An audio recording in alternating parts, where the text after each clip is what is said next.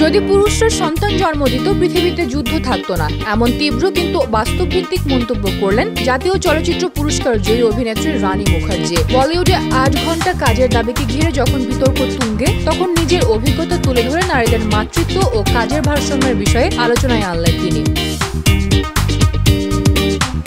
রানী বলেন, মা হওয়ার অভিজ্ঞতা জীবনের সবচেয়ে বড় শক্তি। মেয়ে আদিরার জন্মের পর যখন তিনি হিচকি ছবির শুটিং এ ফিরেছিলেন, তখন আদিরার বয়স মাত্র 14 মাস। তিনি প্রতিদিন সকালে দুধ পাম্প করে রেখে শুটিং সেটে যেতেন। পরিচালক ও ইউনিটের সহযোগিতায় দিনে 6 থেকে 7 ঘন্টার মধ্যে কাজ শেষ করে দুপুরের আগেই বাড়ি ফিরতেন। এতে তিনি সন্তানকে সময় দিতে পারতেন এবং নিজের পেশাও চালিয়ে যেতেন।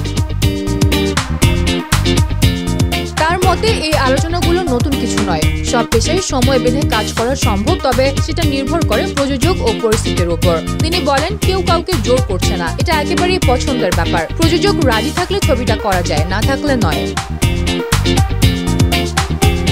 পুরুষদের প্রসঙ্গ টেনে রানী বলেন, একবার ভাবুন তো, যদি পুরুষদের সন্তান জন্ম দিতে হতো, তারা সবাইকে পাগল করে দিত। তাদের হাতে যেহেতু অতিরিক্ত সময়, তাই যুদ্ধ করছে। কিন্তু সন্তান জন্ম দেওয়ার মতো অভিজ্ঞতার মধ্যে দিয়ে গেলে তারা কেবল শিশুকেই কেন্দ্র করে থাকতো, যুদ্ধের সময় পেত না।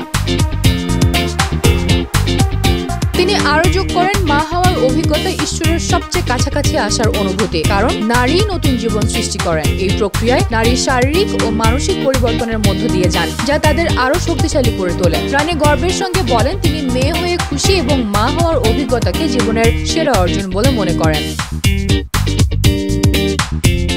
বলিউডে কাজ ও ব্যক্তিগত জীবনের ভারসাম্য নিয়ে চলমান বিতর্কে রানীর অভিজ্ঞতা নতুন দৃষ্টিভঙ্গি দিল। একই সঙ্গে তিনি মনে করিয়ে দিলেন, নারীরাই জীবন সৃষ্টির মাধ্যমে পৃথিবীকে টিকিয়ে রাখেন।